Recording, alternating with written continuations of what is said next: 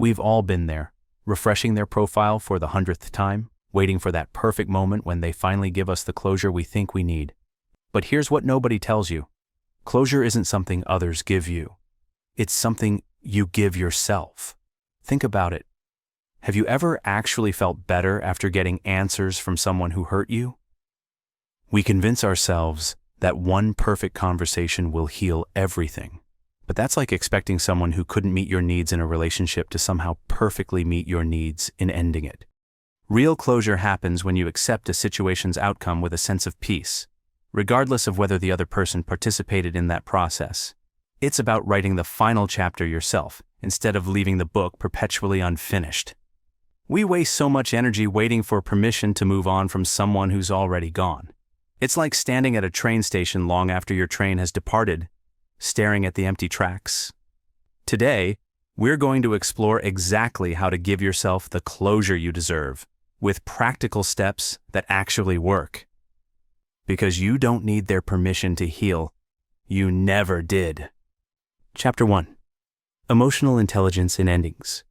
Ever notice how breakups feel physically painful? That's not just a metaphor. Your brain processes emotional pain in the same regions as physical pain. That's why we say our hearts are broken, because our bodies literally feel it. The first step to processing these emotions is simply naming them. We tend to lump everything under sad or angry, but there's a whole emotional color palette you're experiencing. Disappointment, rejection, embarrassment, relief, confusion. When you name the emotion, you create space between yourself and the feeling. It's no longer just happening to you, you're observing it. Think of it as the difference between being underwater and floating on the surface. Both involve water, but only one lets you breathe. We either suppress our emotions or get completely consumed by them. Neither approach actually processes anything.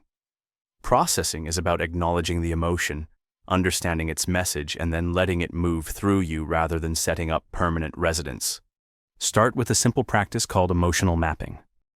Close your eyes and scan your body. Where do you physically feel the emotions related to this relationship? Your chest, stomach, throat? Now put your hand there and simply acknowledge, this is grief. This is disappointment. This is where I feel it. What we resist persists, but what we feel, we can heal. Chapter 2. The physical release of emotional pain. We store emotional pain in our bodies. Have you ever noticed how your shoulders tense up when you think about certain conversations? That's why healing needs to be physical, not just mental.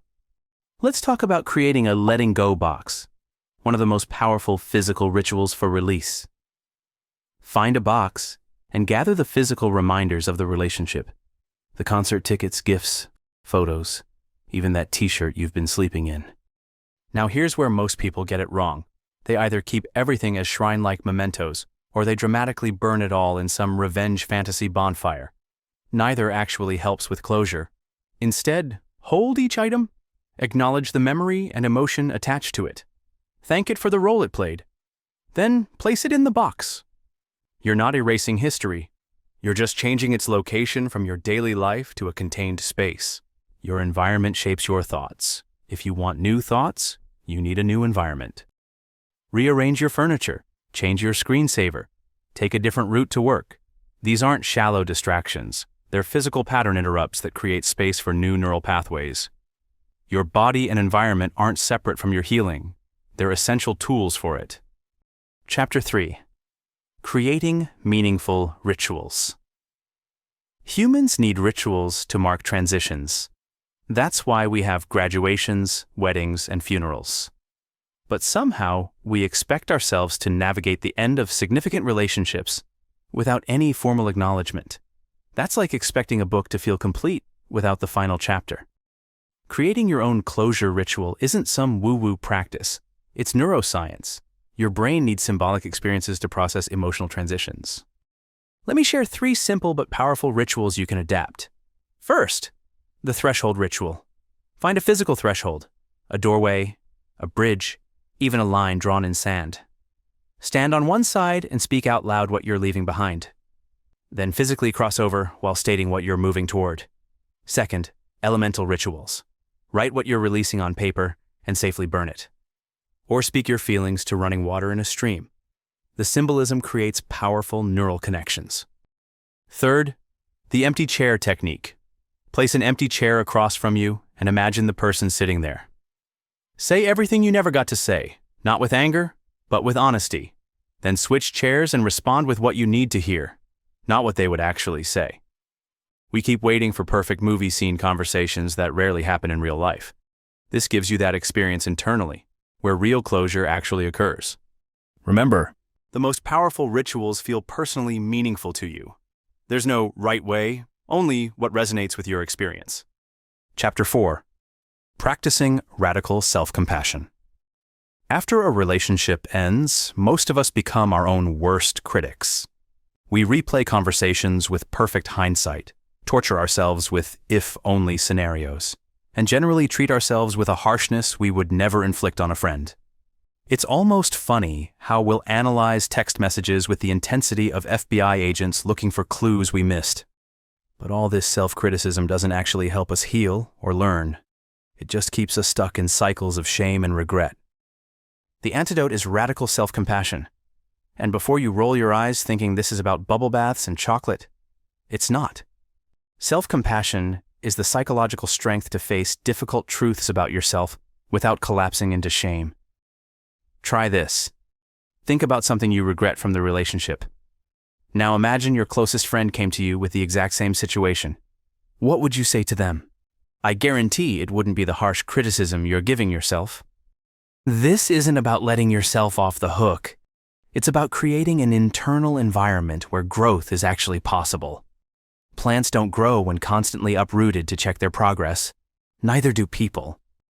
Start practicing a self-compassion pause whenever you notice self-criticism.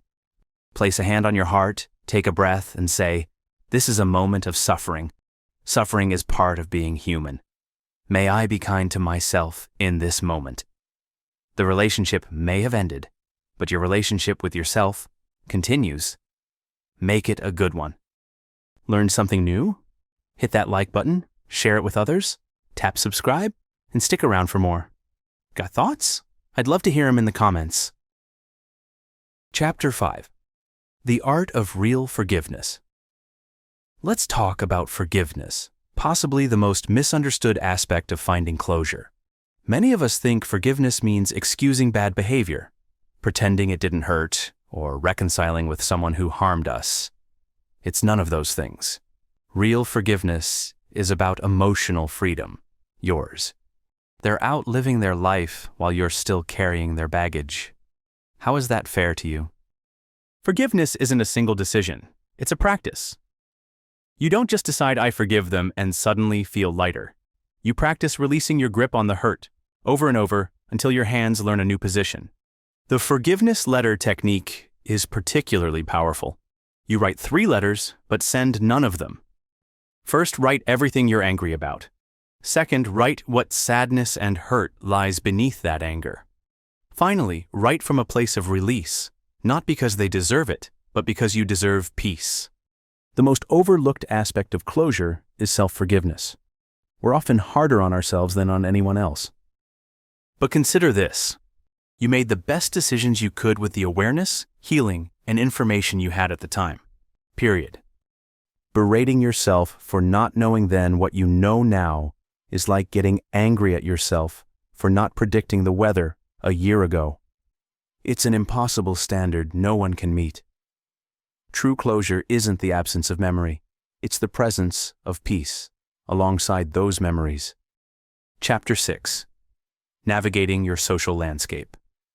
One of the hardest parts of finding closure is managing your social world after a relationship ends. Suddenly, your Instagram feed feels like a minefield. Mutual friends become complicated. Even certain locations feel loaded with memories. You need what I call a social closure strategy, with 3 key elements: boundaries, support, and gradual re-engagement. First, boundaries. It's completely reasonable to temporarily unfollow someone on social media without the drama of blocking or unfriending them. You're not being petty. You're creating necessary space for your nervous system to regulate without constant triggering. Second, be explicit about the support you need. Actually tell friends, I need distraction today, not discussions about what went wrong. Or, I need to process, not problem solve. Having a designated closure buddy can be incredibly powerful. Someone who witnesses your process without judgment and helps you stay accountable to your healing rather than your habits. Third, gradual re-engagement. You don't have to immediately handle every social situation perfectly. It's okay to decline events where you know they'll be present. It's okay to leave early. It's okay to bring support. Your social world will recalibrate. New connections will form. But rushing this process only creates more pain. Give yourself permission to move at a pace that feels healing rather than harmful. Chapter 7. Rewriting your personal narrative. Every relationship becomes a story we tell ourselves about ourselves. After it ends, that narrative often becomes distorted. I'm unlovable. I always choose wrong. Relationships never work for me. The first step is simply noticing the story you're currently telling. What's the one-sentence summary you've created about what this relationship meant? Is it I wasted years on someone who didn't value me? Or I failed at making this work? Now ask yourself, is this the only possible interpretation? Is it even accurate? What if the same events could tell a story of courage, growth, or learning instead? Try the $2 summary exercise.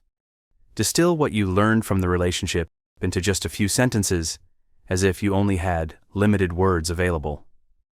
This forces you to focus on the essential meaning rather than every painful detail. Creating a wisdom-gained document can be transformative. List everything you learned without attaching it to blame or victimhood. You're not minimizing harm, you're extracting value from experience, which is the essence of wisdom. When you shift from what happened to me to what happened for me, everything changes. It's the difference between being defined by your past and being developed by it. Chapter 8. Future Visioning with Purpose. Finding closure isn't just about processing the past, it's about creating space for a meaningful future. Yet many of us get stuck because we haven't actually envisioned what comes next. Think about all the energy, emotional, mental, physical, that was going into that relationship. Where will you redirect that energy now? What has been waiting for your attention? Creating a personal closure timeline with specific milestones gives your healing process structure. It might include 1 month, start that pottery class I've been curious about. 3 months, plan a weekend trip with friends. 6 months, revisit my 5-year vision. These aren't arbitrary deadlines for getting over it. They're intentional markers that help you measure movement rather than stagnation. Writing letters to your future self can be extraordinarily powerful. From your current healing state, write to yourself 6 months from now. What have you learned that you don't want future you to forget?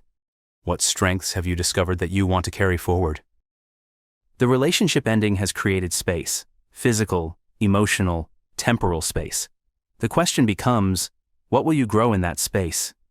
Because nature abhors a vacuum, and without intentional planting, weeds of regret and rumination will grow instead. You get to choose what this chapter meant in your larger life story. You get to decide what happens next. That's not just closure, that's reclaiming your authorship. Chapter 9. Integration and continuous growth. True closure isn't a finish line you cross once. It's an ongoing integration process. The relationship becomes part of your story, without defining your entire identity. How do you know when this integration is happening? Here are the signs. You go days without thinking about them. The emotional charge lessens when memories arise. You can acknowledge both the good and difficult aspects without being overwhelmed. You feel genuine well wishes for them, not because you want them back, but because you've released the emotional grip. It's almost funny how we expect ourselves to achieve perfect closure overnight, when we'd never expect to master any other complex skill that quickly. We give ourselves more grace, learning to play guitar than learning to heal a broken heart. The taking the temperature practice helps maintain awareness without judgment. Simply check in with yourself. On a scale of 1 to 10, how present is this past relationship in my thoughts today? How much emotional energy is it consuming? Relationship patterns only repeat when we haven't extracted their lessons. Once truly learned, you're free to create new patterns. That's why closure isn't just about ending one chapter. It's about writing a better next chapter.